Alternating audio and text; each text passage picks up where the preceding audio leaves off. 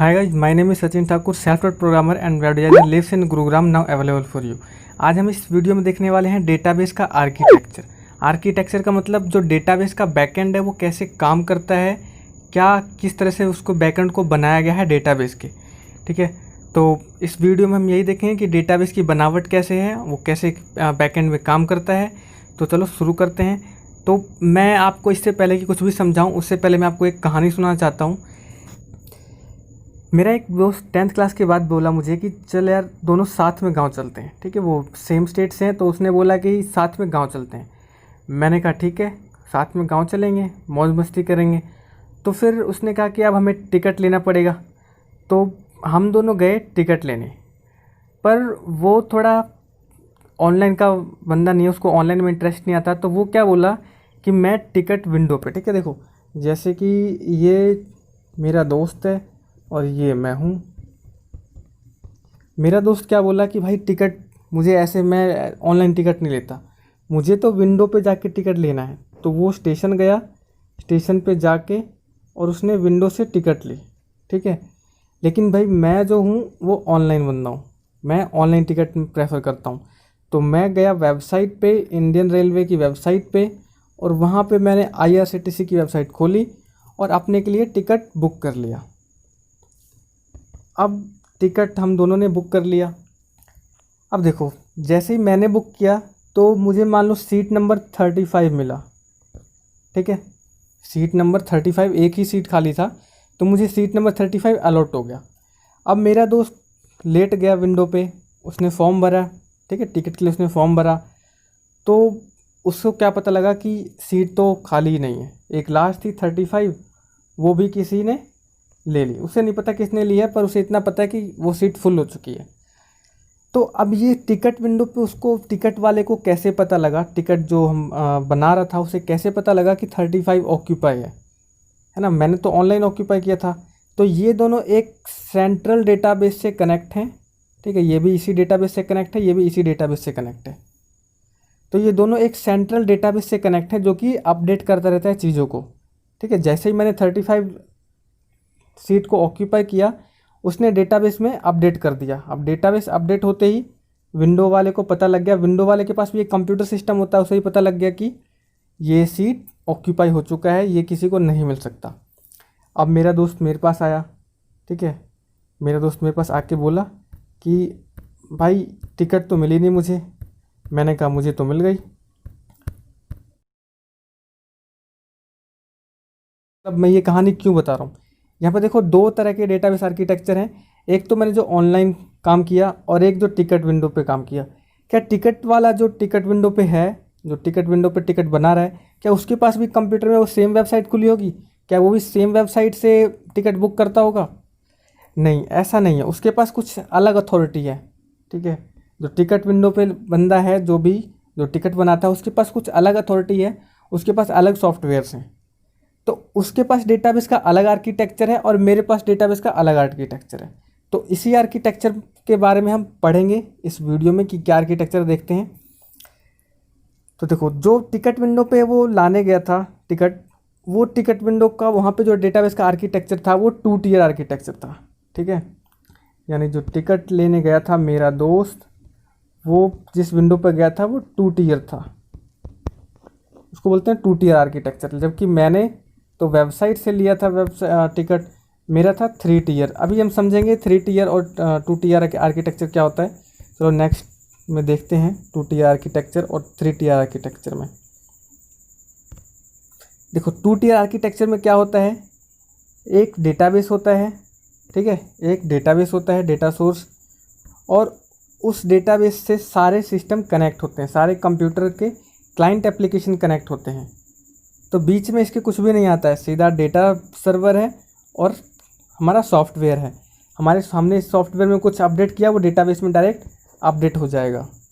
तो इस तरह को हम क्या बोलते हैं, 2 टियर आर्किटेक्चर। क्योंकि इसमें देखो 2 ही तो लेयर है, एक लेयर है डेटाबेस का, ठीक है, लेयर 1 L1, और एक जो लोग यूज़ कर रहे हैं, लोग या फिर जिसको भी यूज़ करने के लिए दिया जा रहा है उस कंप्यूटर को, वो है L2।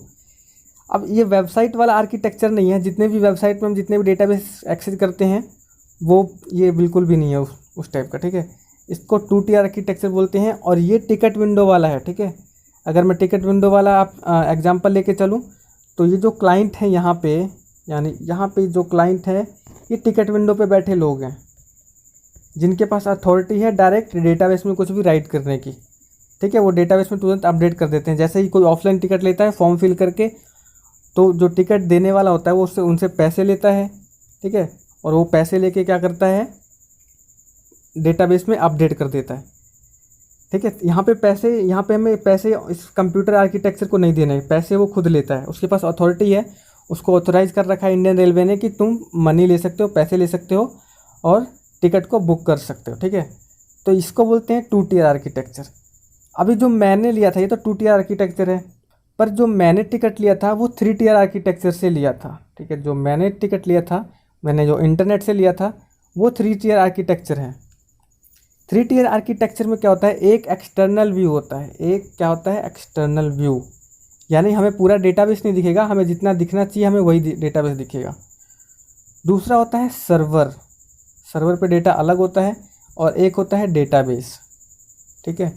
तो यहाँ पे क्या होता है, जैसे ही मैं टिकट बुक करने गया तो मैंने अपने कंप्यूटर से वेबसाइट खोली, उसने सर्वर पे रिक्वेस्ट करा, ठीक है। सर्वर पे जितने भी डेटाबेस होते हैं, तो जितने भी सर्वर पे डेटाबेस होते हैं वो हमें सब कुछ नहीं दिखता, हमें सिर्फ वही दिखता है जितना हमें चाहिए। जैसे कि हम जिस ट्रेन को फाइंड कर रहे हैं, जिस ट्रेन का टिकट बुक करें, सिर्फ उसी ट्रेन का व्यू दिखेगा, यानी उसी ट्रेन के डिटेल्स दिखेंगे मुझे अपने विंडो पे। तो ये होता है व्यू लेवल है, ये एक्सटर्नल व्यू लेवल। तो मुझे क्या दिखा, मुझे अपना व्यू लेवल दिखा। जैसे ही मैंने टिकट बुक किया तो सर्वर पे गया कि हाँ ये टिकट अवेलेबल तो है आपके लिए। अब सर्वर मेरे से पैसे लेगा, ठीक है। वहाँ पे कोई आदमी तो है नहीं, वो मुझसे पैसे डिमांड करेगा कि अगर आप पैसे दोगे मैं तभी टिकट को बुक करूँगा, मैं तभी डेटाबेस में अपडेट करूँगा। मैं सिर्फ अभी बता सकता हूँ कि आपके पास कितनी सीटें खाली हैं ट्रेन में, मैं बुक नहीं कर सकता जब तक आप पैसे नहीं दोगे। तो उसने क्या कहा मुझसे कि आप मुझे पैसे दो, मैं आपकी टिकट बुक कर दूंगा, ठीक है। तो ये बात भी उसने सही बोली, अब बिना पैसों के टिकट तो बुक होगी नहीं। तो मैंने उसको ऑनलाइन पेमेंट कर दी, और ऑनलाइन पेमेंट उसे पता लग गया कि इसने पेमेंट करी है, इस कंप्यूटर से पेमेंट आया है, तो उसने डेटाबेस में अपडेट कर दिया, ठीक है। तो देखो मैंने ये अपने एग्जाम्पल में मैं अपने दोस्त से पहले वेबसाइट पे टिकट बुक कर लिया था। क्यों? क्योंकि मेरे पास खुद का कंप्यूटर था, मुझे टिकट विंडो पे जाना ही नहीं था। तो ये 2 अलग अलग आर्किटेक्चर थे। अब देखते हैं ये इसके बारे में थोड़ा सा और जान लेते हैं ना, थोड़ा और डिस्कशन कर लेते हैं। देखो 2 tier आर्किटेक्चर में जो ये वाला लेयर होगा, क्लाइंट एप्लीकेशन लेयर, इनके पास कुछ एप्लीकेशन होंगी, ठीक है। कुछ स्पेशल टाइप की एप्लीकेशन होंगी जो डेटाबेस में राइट कर सकती हैं, डेटाबेस से रीड कर सकती हैं और डेटाबेस में राइट कर सकती हैं। तो इनको एक व्यू बना के दिया जाएगा कि देखो, अच्छा आप कौन से स्टेशन के हो, अच्छा आप गुड़गांव स्टेशन के हो, ठीक है। तो आपको गुड़गांव के बाद आप कहीं भी सर्च कर सकते हो, ठीक है। गुड़गांव से दूसरे स्टेशन की टिकटें आप बुक कर सकते हो। तो इनको एक अलग, सभी स्टेशन वालों को एक अलग अलग एप्लीकेशन दिए गए हैं, ठीक है। हालांकि वो एक कॉमन एप्लीकेशन होंगे, फिर भी हम देख लेते हैं कि जहाँ से भी हम एप्लीकेशन बुक करते हैं वहाँ से वो डेस्टिनेशन तो आता ही है कि टिकट कहाँ से बुक हुआ है। तो उनका एक अलग सिस्टम है, उनका एक अलग एप्लीकेशन है, ठीक है। वो IRCTC की वेबसाइट पे बुक नहीं करते हैं। कई बार मुझे भी कन्फ्यूजन होता था, यार ये जो टिकट विंडो पे करते हैं इनके पास भी कंप्यूटर है, ठीक है, और हम जो ऑनलाइन बुक करते हैं वो हमारे पास भी कंप्यूटर है, तो कहीं ये IRCTC की वेबसाइट से तो नहीं करते, है ना। तो मैं भी कंफ्यूज था पहले, तो अब से आपका कन्फ्यूजन दूर हो गया होगा। उनके पास एक्सेस होता है टिकट विंडो पे जो बैठे हैं या फिर बैंक में जो बैठे हैं, बैंक वाले भी सेम काम 2 tier पे प्रोसेस करते हैं। हम जो ऑनलाइन बैंकिंग करते हैं वो तो 3 tier पे वर्क करता है, लेकिन जो बैंक में जाके कुछ फॉर्म फिल वगैरह करते हैं वो 2 tier पे वर्क करता है। तो 2 tier का फ़ायदा क्या है, 2 tier में उनको डायरेक्ट एक्सेस होता है डेटाबेस का, यानी वो डायरेक्ट डेटाबेस में कुछ भी राइट कर सकते हैं, रीड कर सकते हैं। लेकिन 3 tier में ऐसा नहीं होता। 3 tier में हमारा एक लेयर आ जाता है सर्वर का, और सर्वर का लेयर बहुत ही पावरफुल होता है, मतलब बहुत ही पावरफुल कहूँ या बहुत इंपॉर्टेंट होता है, क्योंकि ये सब कुछ चेक करता है, ये सब कुछ वेरीफाई करता है कि हाँ कोई गलत राइट तो नहीं हो रहा। यहाँ पे सर्वर नहीं है तो यहाँ तो मान लो आपने ऑथोराइज्ड लोग बिठा रखे हैं, आपने लोगों को हायर कर रखा है, तो आपको पता है लोग पागल नहीं है।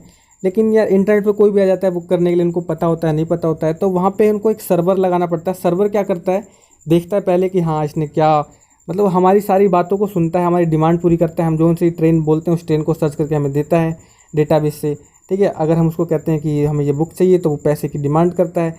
तो एक तरह से सर्वर एक मीडिएटर बन जाता है जो बीच में एक बीच का काम करता है हमारा, हमें ऑथराइज करने के लिए, ठीक है, कि कोई गलत राइट ना कर दे, कोई ऐसे ही हम डायरेक्ट डेटाबेस में अगर हम कुछ राइट कराएंगे तो उनका डेटाबेस का वैल्यू ख़राब हो जाएगा। और डेटाबेस बहुत बड़ी चीज़ होती है, ठीक है, डेटाबेस बहुत बड़ी चीज़ होती है। वहाँ पे डेटा देखोगे आप, आमतौर पर आपको ऐसी कभी भी कहीं से कोई न्यूज़ नहीं सुनाई देगी किसी कंपनी का डेटा लूज हो गया, कुछ हो गया, ठीक है। तो ये डेटाबेस का सब ध्यान रखते हैं कि डेटा एक बहुत बड़ी चीज़ होती है। डेटा इज़ ए करेंसी कुछ लोग बोलते हैं, और वो है भी। तो इस तरह से 2 टियर और 3 टियर आर्किटेक्चर था। 3 टियर आर्किटेक्चर में और देखेंगे तो ये अलग अलग लेवल हमें व्यू लेवल प्रदान करता है। 3 टियर आर्किटेक्चर का एक फ़ायदा क्या है, एक तो ये एक्सटर्नल व्यू में हमें एक्सटर्नल व्यू दिखेगा, हमें जो चाहिए सिर्फ वही ट्रेन दिखेगी, ठीक है, फालतू के ट्रेन नहीं दिखाएगा ये, ठीक है। अगर इसमें क्या होता है कि सारा डेटाबेस स्टोर करके दिखाता है, पर ये ऐसा नहीं करता। इसमें हमने 2 ट्रेनों के बारे में पूछा है, तो ये पूरा सर्वर पूरा डेटाबेस उठा के नहीं लाएगा हमारे पास, ठीक है। हमने 2 ट्रेनों के बारे में पूछा है, तो ये हमारे पास ये हमारे पास डेटाबेस से उन इन्फॉर्मेशंस को लाए जिस चीज़ की हमने डिमांड करी है, तो ये सिर्फ उसी डेटाबेस को लाएगा। तो सबसे पहला क्लाइंट वाला जो होता है वो हम क्या करता है, एक व्यू लेवल है जो हमें पर्सनलाइज्ड व्यू दिखाता है, हमें जितना चाहिए हमें उतना ही दिखाता है। सेम अगर आप फेसबुक एक्सेस करते हो तो आपको आपके पास आपका ही नाम आता है। अगर आपने लॉगिन किया आपके कंप्यूटर पे तो सिर्फ आपका नाम आता है, किसी और का नाम नहीं आता। तो वो एक लेवल है, व्यू का लेवल है उनका, एक वो व्यू दिखा रहे हैं। अगर आपने लॉगिन करा है तो आपका नाम दिखेगा, किसी और ने लॉगिन किया तो उनका नाम दिखेगा। तो इसको बोलते हैं एक्सटर्नल व्यू, ठीक है, एक्सटर्नल लेवल। उसके बाद होता है कंसेप्चुअल लेवल। कंसेप्चुअल लेवल में क्या होता है, उनके पास पूरा डेटाबेस होता है। क्लाइंट लेवल पे क्या था, हम जो डिमांड कर रहे थे सर्वर हमें वही दिखा रहा था। लेकिन यहाँ पे सर्वर है, सर्वर के पास तो सब कुछ होना चाहिए, उसके पास तो पूरा डेटा होना चाहिए। तो उसके पास भी पूरा एक अलग डेटा है सर्वर के पास। सर्वर के पास कैसा डेटा है, उसके पास सबकी लिस्ट है, ठीक है। अगर इंडियन रेलवे का लेके चले तो उसको सारी ट्रेनों की लिस्ट है सर्वर के पास। सर्वर के पास सारी ट्रेनों की लिस्ट है, वो सभी ट्रेन की लिस्ट रखता है। ऐसा नहीं है कि वो हम जो पूछ रहे हैं वही रखता है, सर्वर के पास सब, क्योंकि सर्वर से बहुत सारे क्लाइंट कनेक्ट होते हैं। यहाँ पे एक ही क्लाइंट दिखा रखा है, पर सर्वर से मान लो मैं भी टिकट बुक कर सर्वर से मान लो मैं भी टिकट बुक कर रहा हूँ, कोई दूसरा कंप्यूटर है वो भी टिकट बुक कर रहा है, कोई तीसरा कंप्यूटर है वो भी सेम टाइम पे टिकट बुक कर रहा है। तो सर्वर से एक बार में बहुत सारे लोग कनेक्ट होते हैं, तो सर्वर के पास सारी इन्फॉर्मेशन होती है, ठीक है। ये बात ध्यान रखना, सर्वर के पास सारी इन्फॉर्मेशन होती है। अब देखो सर्वर के पास एक अलग व्यू है। और डेटाबेस तो एक फिजिकल लेवल का डेटाबेस होता है, वहाँ पे अब वो फाइलों में सेव हो या टेबल्स में सेव हो वो हमें नहीं पता, ठीक है। वो इंजीनियर तय करते हैं कि डेटाबेस में कैसे सेव होगा। और जो बहुत बड़े बड़े लेवल हैं वो हम आगे पढ़ेंगे, क्योंकि हम भी तो इंजीनियर बनने वाले हैं या इंजीनियरिंग ही पढ़ रहे हैं, तो हम आगे पढ़ेंगे डेटाबेस में फाइलें कैसे सेव होती है, फाइल स्ट्रक्चर के बारे में। अभी इतना समझ लो कि सर्वर के पास एक सारा डेटा होता है, ठीक है। उसके बाद इस क्लाइंट के पास जो वो डिमांड करता है वही जाता है उसके पास। नेक्स्ट देखते हैं डेटा एब्स्ट्रैक्शन। इस 3 टियर आर्किटेक्चर में डेटा एब्स्ट्रैक्शन और डेटा इंडिपेंडेंस क्या होता है। पहले देखते हैं एब्स्ट्रैक्शन का मतलब क्या होता है। एब्स्ट्रैक्शन का मतलब होता है छुपाना, ठीक है, हाइडिंग द डिटेल्स। क्या मतलब होता है एब्स्ट्रैक्शन का, हाइडिंग द डिटेल्स, यानी डिटेल को हाइड करना। सिंपल सा मतलब है, किसी महान यूट्यूबर ने कहा है कि आम खाओ गुठलियाँ मत गिनो, ठीक है। यानी आप अपने काम से मतलब रखो, बैकएंड में क्या हो रहा है इससे में कोई लेना देना नहीं है। एब्स्ट्रैक्शन का मतलब यही होता है, छुपाना, ठीक है। अब देखो व्यू 1, मान लो मैं IRCTC की वेबसाइट पे हूँ, मुझे तो कुछ अलग दिख रहा है व्यू, यानी मुझे कि कुछ और ट्रेन दिख रही है, ठीक है। सेम लिंक पे मैं IRCTC की वेबसाइट पे गया हूँ तो मुझे कुछ और दिख रहा है। व्यू 2 इस बंदे को कुछ और दिख रहा है, व्यू 3 इसको कुछ और दिख रहा है। सेम हमारे साथ कब होता है ये, जब हम फेसबुक या फिर किसी और चीज़ों को लॉगिन करते हैं तो हमें हमारा नाम दिखता है। हम होते facebook.com पे ही है, लेकिन हमें हमारा नाम दिखता है, इनको इनका नाम दिखता है, इसको इसका नाम दिखता है, तो सबको अपना अपना नाम दिखता है। तो इनसे बाकी सारी चीज़ें छुपी हुई है, ठीक है। हम जो यूज़र्स हैं हमसे बाकी सारी चीज़ें छुपी हुई है कि कंसेप्चुअल लेवल, यानी सर्वर के पास कैसे डेटा सेव है, किस फॉर्म में सेव है, कितनी डेटा सेव है, हमें वो कितनी दिखा रहे हैं, ठीक है। तो सर्वर के पास बहुत सारी डेटा सेव होती है, हमने कब कितने बजे लॉगिन किया था सब कुछ सेव होता है। ऐसे ही फिजिकल लेवल यानी फाइल स्ट्रक्चर में डेटा कैसे सेव है वो भी हमें नहीं पता, हमसे छुपा रखा है ना, हमें इसी से मतलब नहीं है। तो डेटा एब्स्ट्रैक्शन का मतलब बताऊं तो हम जो हैं यानी जो यूज़र हैं, यूज़र को इससे कोई मतलब नहीं है कि कंसेप्चुअल स्कीमा कैसा है ना, सर्वर पे कैसा डेटा सेव होता है, क्या होता है, कुछ होता है, उसको उस बात से कोई मतलब नहीं है। ये एब्स्ट्रैक्शन है डेटा का, मतलब डेटा एब्स्ट्रैक्शन मतलब छुपा हुआ है सबसे कि एक्चुअली में डेटा कैसे प्रोसेस हो रहा है। ऐसे ही सेकंड लेवल पे देखें, ठीक है, यानी सर्वर के लेवल पे देखें तो इससे भी डेटा को छुपा हुआ है कि फिजिकल स्कीमा पे यानी फिजिकल लेवल पे कैसे डेटा सेव हो रहा है, ये छुपा हुआ है। ये हमें सर्वर वाले को नहीं पता कि फिजिकल स्कीमा कैसा है, ठीक है। यानी जो वेबसाइट बना रहे हैं उनको बस डेटा मिल गया एक टेबल के फॉर्म में कि इतने भाई लोग हैं, इन सब के ये नाम हैं, ये चीज़ें हैं, ये सारे डेटा है लोगों के बारे में, आपको बस व्यू बना के इनको दिखाना है। तो यहाँ पे क्या हुआ, एक तो पहले मैंने दिखाया एक्सटर्नल लेआउट व्यू में, तो देखा सबसे वैसे ही डेटा छुपा हुआ है, उसको कुछ नहीं पता कंसेप्चुअल। बट जो कंसेप्चुअल लेवल है जहाँ पे सर्वर पे डेटा सेव है, उस सर्वर से भी हाइड है कि डेटाबेस में कैसे डेटा सेव है, ठीक है, किस तरह से फाइल स्ट्रक्चर है उनकी। तो यहाँ पे भी डेटा एब्स्ट्रैक्शन है।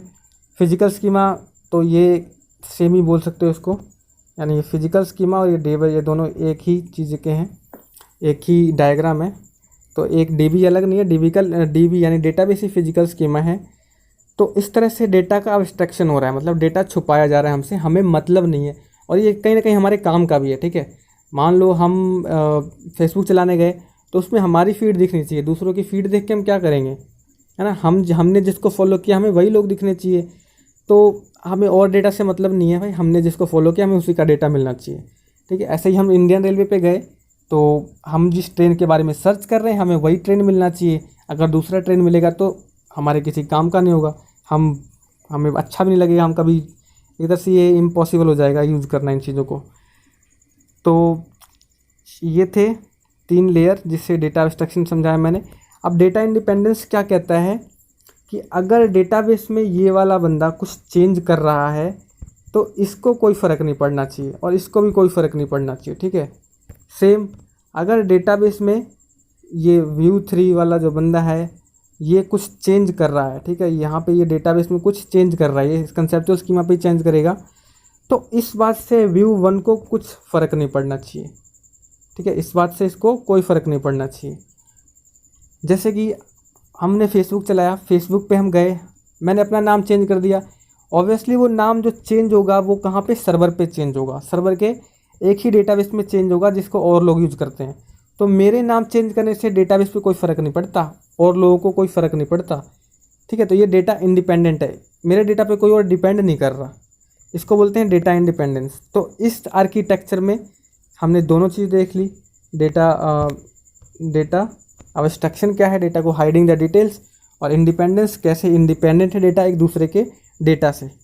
तो ये 2 चीज़ें देखी। उम्मीद करता हूँ इतना में जो मैंने समझाया है ये सब कुछ आपको समझ में आया होगा। अगर इससे रिलेटेड आपको कोई भी डाउट है तो आप कमेंट कर सकते हो। Okay bye.